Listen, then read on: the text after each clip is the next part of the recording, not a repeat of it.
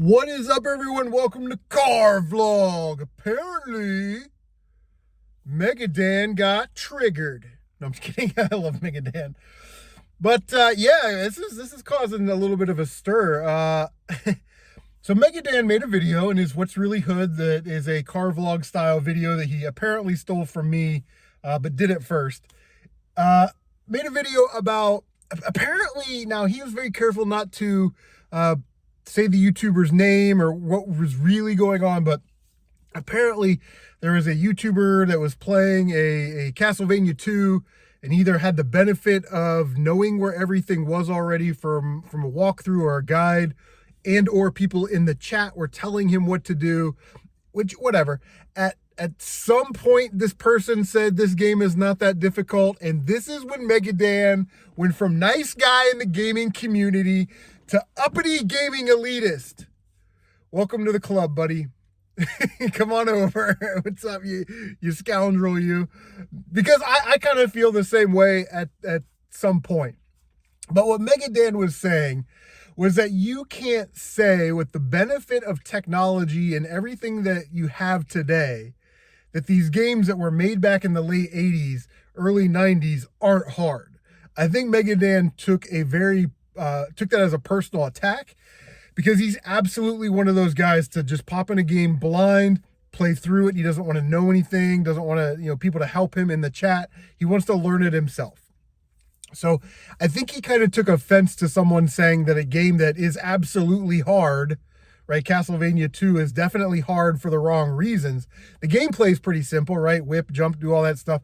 But knowing where to go is not, like, you would need, it was so difficult and cryptic that Nintendo Power gave you a guide for it. They said, sorry, we screwed up. Here's a guide for the game. Use it the entire way, or, use it when you need it. But that's like that weird example to me, Castlevania 2 is.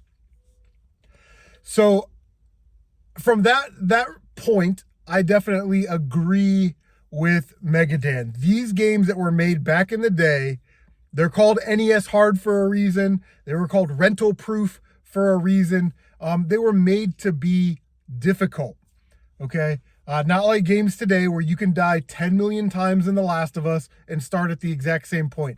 Infinite lives, infinite continues. Did you imagine if you made it all the way to the end of The Last of Us and you died, and oh, sorry, got to go back to the start of the game, right? Like, they just don't make games like that anymore. So younger generations who weren't exposed to that difficulty of NES games and Super Nintendo games naturally now have that benefit of seeing things, watching reviews, having people help them in a chat. Back in the day, we didn't have Nintendo Power, so you had the manual, your ability, and maybe if a buddy came over and was like, oh yeah, we have this game, I got past that part, this is how you do that. Oh my God, that was so crazy, right? Which I think is all fair game. But this Megadan issue sparked, and listen, man, I hope you find, peace and happiness. But this sparked a retro roots debate with, I think that's Panda Sub. I'm not familiar with him. Mr. Matthews and Nick from Geek Story, and they had a podcast a couple days ago about this.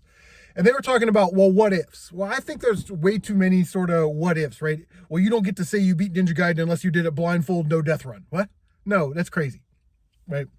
So here's my thoughts on some of this stuff. If it naturally happens in the game, you can use it.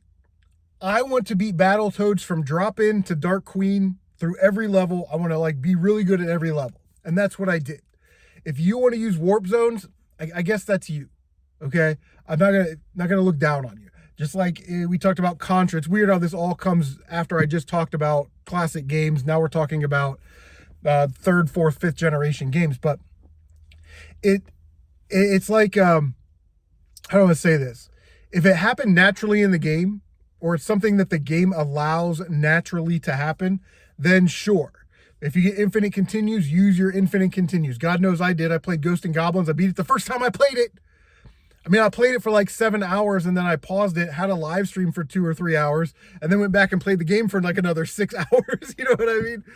But I wasn't trying to be the best at Ghost and Goblins. I wasn't trying to get proficient in it. I wanted to power my way through it so I could say that I've beat every game on Mr. Matthews' top 10 hardest NES games that he's doing videos on, you know? So from that standpoint, yeah, I mean, to beat Ghost of Goblins, did 2 loops, man. First try. 2,874 continues. But, you know, that's fine. Warps are fine. I don't prefer to beat games that way, but whatever. So then the issue came up of like save states. Well, save states, I'm not okay with save states. Like if you save state at the Dark Queen, you know what I mean? And then you just keep trying. And then you beat the Dark Queen, you say, I beat it. Well, if you want to practice, I'm good with that. Panda sort of had an issue with that. I'm good with using save states as a way to practice, but not for like, to say you beat the game for progression.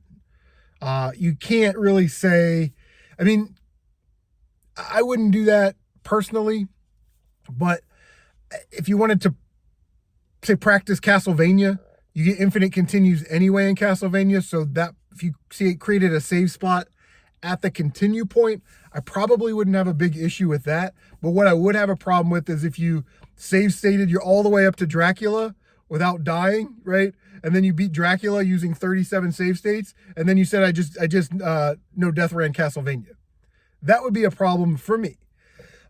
If you misuse or you use a password that you didn't earn, okay? The example would be like Mike Tyson's Punch-Out. If you never played Mike Tyson's Punch-Out, but you're aware that there's a code, a code where you can just skip to Mike Tyson, you use that code and you practice, and you beat Mike Tyson. You say, I beat Mike Tyson's Punch-Out. I would say, you didn't really earn that password. Plus, Mike Tyson's Punch-Out is kind of meant to be played from Glass Joe to Tyson. You know what I mean? Like, it's fun that way. But, yeah, so I would say no-go on passwords that you didn't earn. Yes to warps, I guess. Again, I don't do that. I wouldn't use warps to say that I beat the game that way. Again, that's just me. And I think sometimes people get confused with I don't like with is not a good thing. It's not true. Something can be a good thing that I don't like, or vice versa.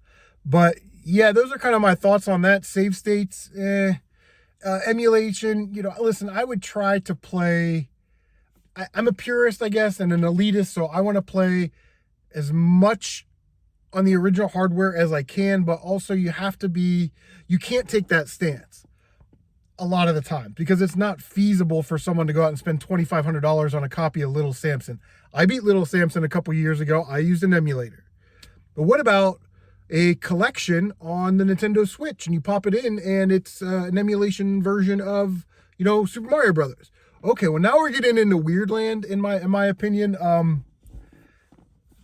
Fine, beat Super Mario Brothers on your Nintendo Switch and say you beat Super Mario Brothers. You know what I mean? If you did that, you probably can't afford or can't physically own a Nintendo and a Mario cartridge, or you probably just weren't born back when this stuff was readily available and we were getting it for Christmas presents. You know, this is sort of new to you. And that's not to like downgrade anybody, because there's a lot of stuff that I can't afford, or I'm never going to own a Neo Geo or TurboGrafx 16 CD or something like that. So those games I'm going to have to emulate. So I would never look down on someone for using emulation, you know, as like not a real gamer. You didn't really beat the game. But I think save states for the wrong reasons would probably disqualify someone in my mind. Because like I said last week, when we talk about Contra, no one says, oh, you beat Contra? Yeah. How many loops did you do? Oh, 1? Oh, that's good enough for me. What was your highest score? I don't know. Nobody cares about that. Should you add in, I use the 30 life code, which it's like an easy mode, which is sort of the other thing. Like I play on normal mode, 1 playthrough. You know, I'm not expecting anybody to 100% anything or whatever, but I'm 1 playthrough on normal mode guy. If you have to play on easy mode, then you have to play on easy mode. I wouldn't say that I have a no death run on my channel for Contra because I'm an elitist. It's probably right next to my no death run in Ninja Gaiden. But yeah, I mean, if you use the 30 life code in Contra, are you obligated to say, I beat Contra, but I use the 30 life code?